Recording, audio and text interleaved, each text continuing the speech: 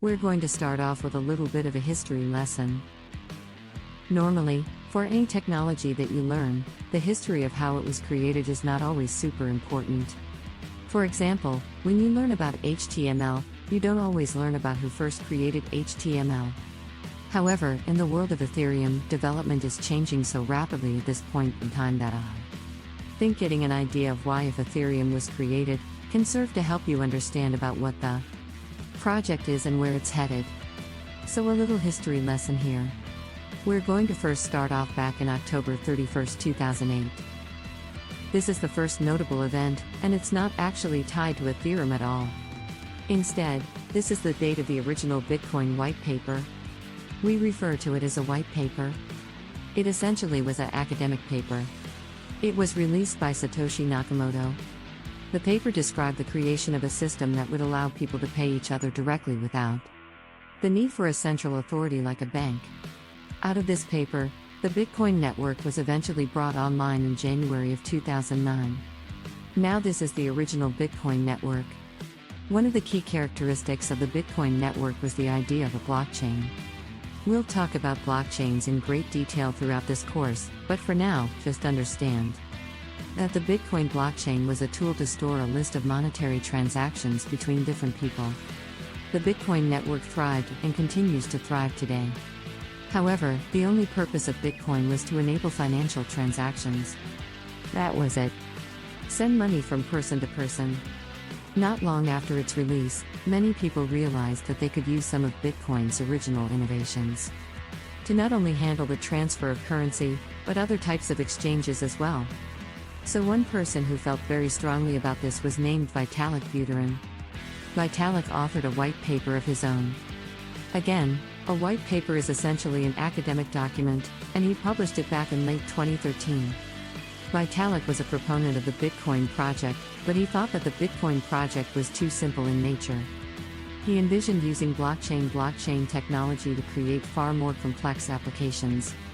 In fact, he describes using Ethereum to create sub-cryptocurrencies, domain name registration systems, and gambling applications. So Vitalik ideal world. He didn't want to just use Bitcoin to transfer money. He wanted to figure out some way to use these innovations to create much more advanced applications. And that's what we are here in this course to do. We're going to use this technology to build more advanced applications. Now, inside of his white paper, Vitalik goes on to describe the most important part of the Ethereum network, something called a smart contract. A smart contract is a piece of code that lives in the Ethereum blockchain. This contract can be instructed to do certain things by having a person or another contract send a message to it. These contracts are at the absolute core of what Ethereum is, and we're going to be spending the vast majority of this course to learn about the behavior of these contracts. The Ethereum system eventually went online on July 30th of 2015, and it also continues to flourish to this day. Alright? So that's a little history lesson.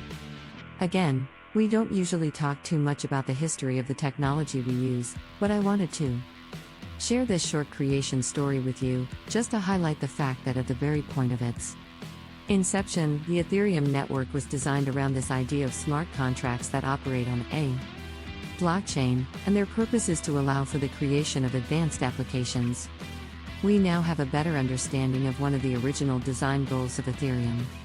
With that in mind, we're now going to continue and start talking about exactly what Ethereum is and how we work with it. This is going to be our first description of many of the Ethereum system, and I say the first of many because this is going to be kind of a primitive, basic description of Ethereum. And as we go throughout the course, we're going to come back and address more and more complicated topics in the Ethereum ecosystem. So again, this is our first taste, and we're going to come back again and freshen up or kind of sharpen our understanding of different pieces of this puzzle. So let's take a look at this diagram right here. It's kind of a complicated diagram, but I want to focus on some of these notes I have off to the right hand side.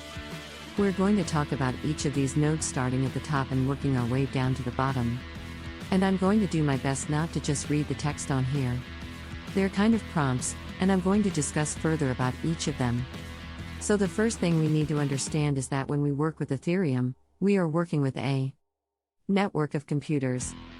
These networks are used to transfer money between different parties like you and me, and they're also used to store data. The transfer of money and the storage of data are what allows us to create interesting applications, which remember is the entire goal of Ethereum. The second thing to understand is that there are many different Ethereum networks.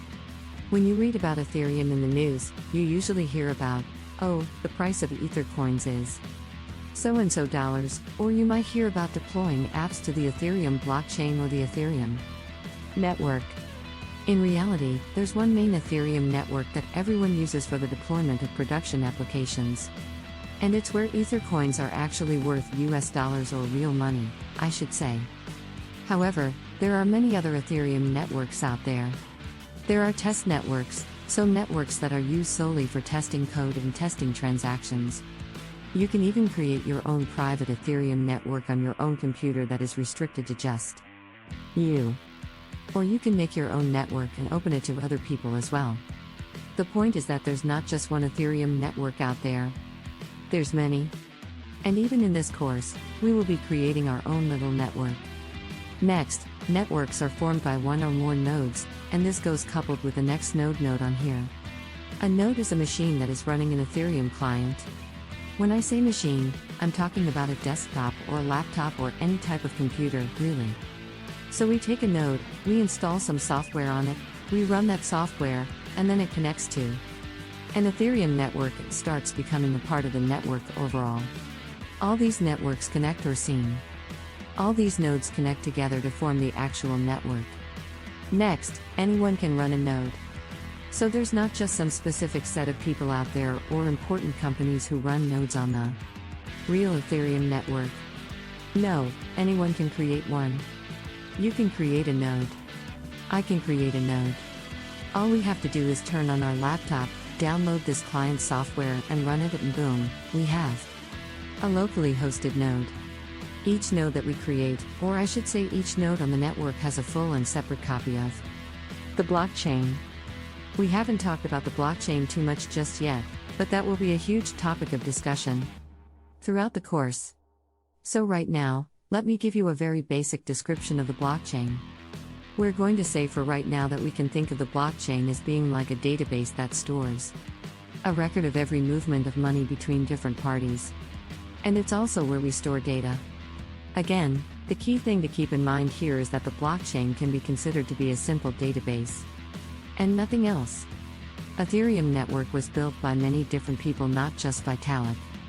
One of the key person was Dr. Gavin Wood. He was a co-founder of Ethereum and he was also the CTO of the Ethereum project. He created a new programming language called Solidity. Later on, Gavin Wood created his own blockchain network called Polkadot. Polkadot is a blockchain network that is designed to connect many different blockchains together. It is like blockchain of blockchains. Gavin Wood's vision was that one blockchain is not enough for all the use cases. In Polkadot network, you can connect different blockchains together which has specific use cases. One of these blockchains is called Astar. Astar network provides the infrastructure for building dApps with EVM and WASM smart contracts, offering developers true interoperability with cross-consensus messaging, XCM, and a cross-virtual machine, XVM. Astar's unique build-to-earn model empowers developers to get paid through a dApp staking mechanism for the code they write and dApps they build. Astar is the largest smart contract platform in the Polkadot ecosystem, supporting both WASM and EVM. While providing native access to the Polkadot ecosystem through its Paritian slot, Astar also has bridges into other major ecosystems, including Ethereum, BSC, Cosmos, Polygon, and more. Through the Build-to-Earn program, Astar offers a basic income to dApps through inflation, and provides direct funding to projects through the Astar Incubation Program. Astar Network is a smart contract hub leveraged by decentralized apps, dApps, in the Web3 ecosystem, with support for both EVM and WASM virtual machines. Astar is a scalable platform used by dApp developers to lower costs and improve interoperability, including via the use of Layer 2 features such as Plasma and zero-knowledge rollups. Astar also features cross-chain interoperability underpinned by Polkadot. Founded in 2019 by Sota Watanabe, then called Plasm, Astar is maintained by Stake Technologies, and has now become a leading Polkadot pairison by various measures. The project's native token, ASTR, is a utility token used for various purposes including network fees, staking, and DApp staking.